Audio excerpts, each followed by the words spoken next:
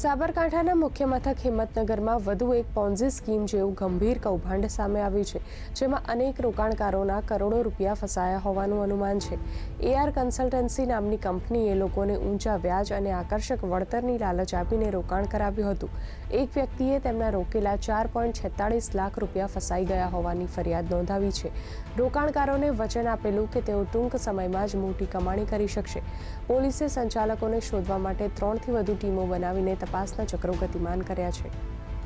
મારું 17 લાખ રૂપિયાનું રોકાણ કરેલું, જે રોકાણ હું 11 મહિનાથી પુષ્પરાજ છે, ભરત છે, પરમાર જોડે મેં રોકાણ કરેલું। એમની જોડે વારંવાર રજૂઆત કરી મેં કે ભાઈ મારું પેમેન્ટનું શું છે, કોઈ રિવ્યુ આપો, મને પેમેન્ટની જરૂર છે।